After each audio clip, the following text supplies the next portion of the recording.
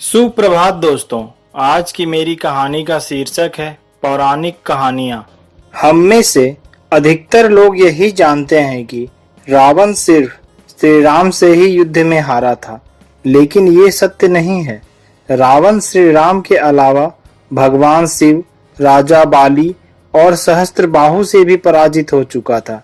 आइए जानते हैं कि इन सब से रावण कब और कैसे हारा था। एक बार रावण राजा बाली से युद्ध करने के लिए उनके राज्य में पहुंच गया था। बाली उस समय पूजा कर रहे थे। रावण बार बार बाली को ललकार रहा था, जिससे बाली की पूजा में बाधा उत्पन्न हो रही थी। जब रावण नहीं माना तो बाली ने गुस्से में आकर उसे अपनी बाजू में दबाकर 4 समुद्रों की परिक्रमा की थी।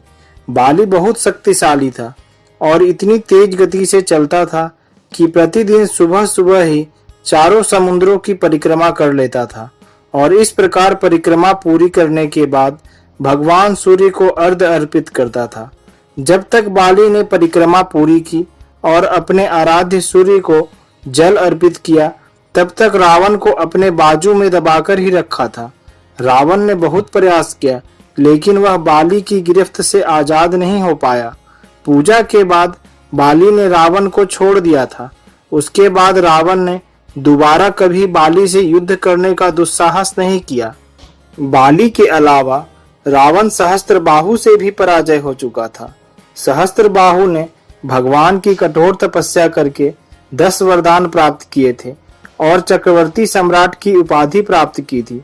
चंद्रवंश के महाराजा कृतवीर्य के पुत्र होने के कारण सहस्त्रबाहु अर्जुन कार्तवीर्य अर्जुन कहलाते थे। वो भगवान विष्णु के अवतार दत्तात्रेय के भक्त थे। उनकी माता का नाम पद्मिनी था। सहस्त्रबाहु के 1000 हाथ थे और इसी वजह से उसका नाम सहस्त्रबाहु पड़ा था। जब रावण सहस्त्रबाहु से युद्ध करने पहुंचा तो सहस्त्रबाहु ने अपने 1000 हाथों से नर्मदा नदी के बहाव को रोक दिया था। सहस्त्रबाहु ने नर्मदा का पानी इकट्ठा किया और सारा पानी रावण की तरफ छोड़ दिया, जिससे रावण पूरी सेना के साथ ही नर्मदा में बह गया था। इस पराजय के बाद एक बार फिर रावण सहस्त्रबाहु से युद्ध करने पहुंच गया था। तब सहस्त्रबाहु ने उसे बंदी बनाकर जेल में डाल दिया था। रावण बहुत शक्तिशाली था और उसे अपनी शक्ति पर बहुत ही घमंड भी था। अपने इसी अभिमान के नशे में एक बार वह भगवान शिव के साथ युद्ध करने के लिए कैलाश पर्वत पर पहुंच गया। रावण ने महादेव को युद्ध के लिए ललकारा, लेकिन महादेव तो ध्यान में लीन थे। उन पर उसकी बातों का कोई असर नहीं हुआ। तब रावण आवेश में आकर कैलाश पर्वत को ही उठाने लगा। महादेव ने कुछ नहीं किया। उन्होंने बस अपने पैर के अंगूठे का भार थोड़ा सा कैलाश पर्वत पर बढ़ा दिया और इस भार को उठाना रावण के बस की बात नहीं थी।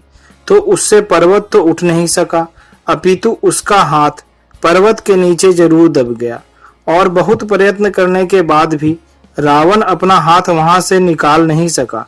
तब रावण ने महादेव को प्रसन्न करने के लिए उसी समय शिव तांडव श्लोक रच दिया।